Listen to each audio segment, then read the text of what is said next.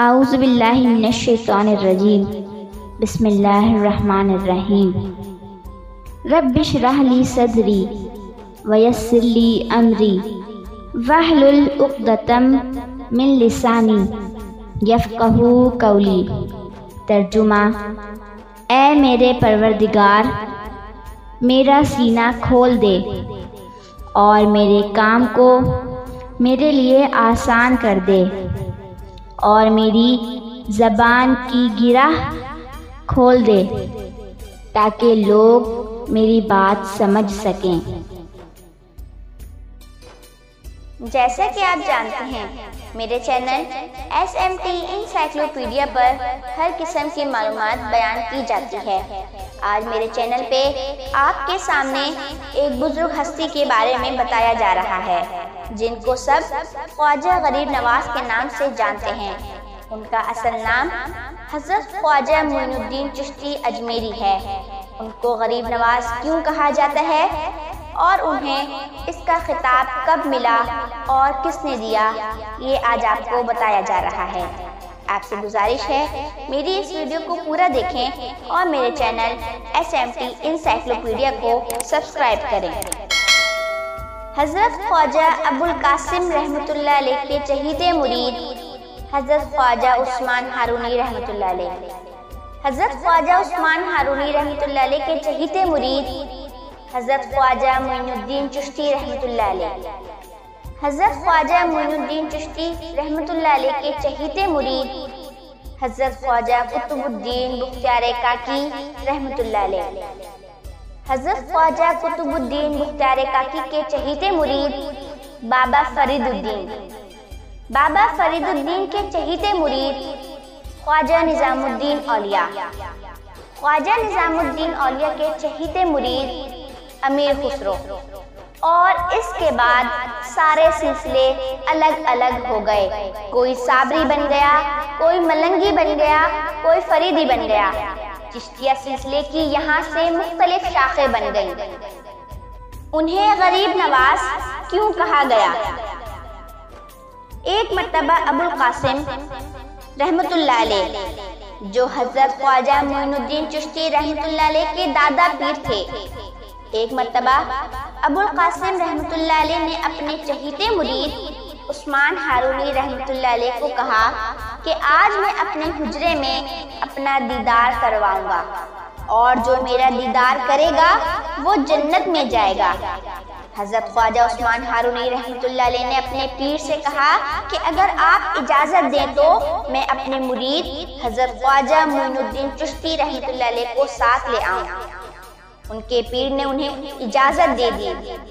حضرت عثمان ہارونی رحمۃ اللہ علیہ نے حضرت خواجہ معین الدین چشتی رحمۃ اللہ علیہ کو کہا کہ آج میرے پیر اپنی زیارت کروائیں گے، جو ان کی زیارت کرے گا وہ جنت میں جائے گا، تم بھی وہاں ضرور آنا اور کسی کو نہیں بتانا۔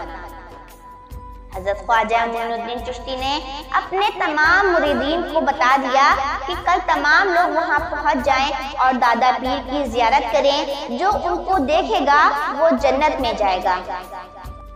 جب دادا پیر اپنی زیارت کرانے آئے تو دیکھا وہاں لوگوں کا جمع غفیر لگا ہوا تھا۔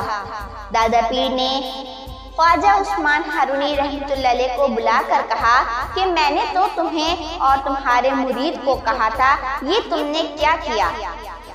حضرت عثمان ہارونی رحمۃ اللہ علیہ نے حضرت خواجہ معین الدین چشتی رحمۃ اللہ علیہ سے کہا کہ میں نے تو صرف تمہیں کہا تھا۔ اس پر حضرت خواجہ معین الدین چشتی رحمۃ اللہ علیہ نے کہا کہ میں جنت میں جاؤں یا نہ جاؤں، کم از کم یہ لوگ تو چلے جائیں گے۔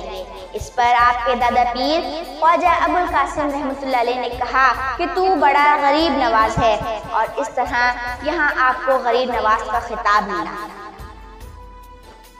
آپ کو اجمیری کیوں کہا جاتا ہے؟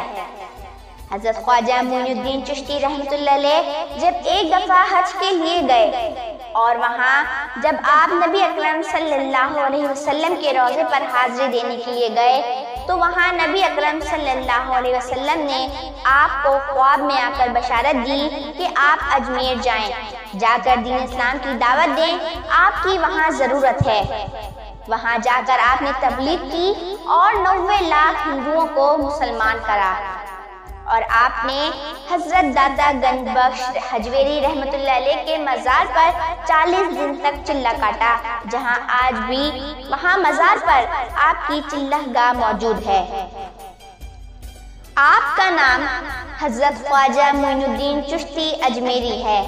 غریب نواز کا خطاب آپ کے دادا پیر ابو القاسم رحمۃ اللہ علیہ نے دیا، اور اجمیری آپ اس لیے کہلاتے ہیں کہ آپ نے نبی کی بشارت کے مطابق اجمیر گئے، وہاں تبلیغ کر کے 90 لاکھ ہندوؤں کو مسلمان کرا، اسی لیے آپ اجمیری کہلاتے ہیں۔ اور جہاں تک ان کی چھٹی منانے کا تعلق ہے تو ایسی کوئی مستند چیز سامنے نہیں ہے۔ چھٹی کیوں مناتے ہیں اس کی اصل وجہ آج تک نہیں پتہ چلی۔ 6 رجب المرجب آپ کی وصال کا دن ہے اور اس دن آپ کا عرس منایا جاتا ہے۔ قادری سلسلے میں محفل سماع سختی سے منع ہے، جبکہ چشتیہ سلسلے میں محفل سماع جائز ہے۔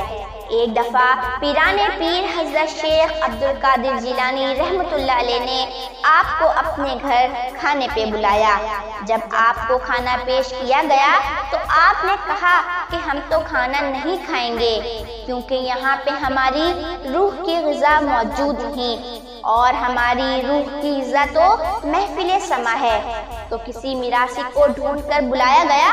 جب اس نے آ کر محفل سماع باندھا تب آپ نے کھانا نوش فرمایا، کیونکہ آپ کو آپ کی روح کی غذا مل گئی تھی۔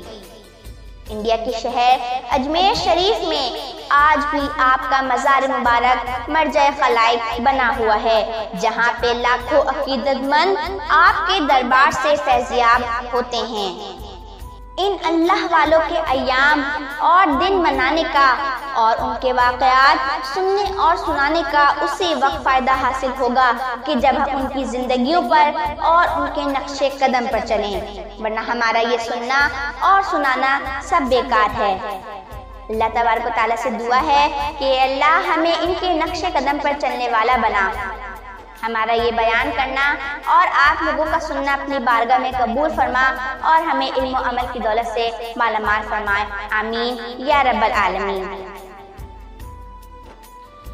دو جہاں میں تھا ہی کیا تیرے سوا، دو جہاں میں تھا ہی کیا تیرے سوا، کیا خدا دیتا مجھے تیرے سوا۔ ہاں مجھے کچھ بھی نظر آتا نہیں، ہاں مجھے کچھ بھی نظر آتا نہیں، اے جمال مصطفیٰ تیرے سوا۔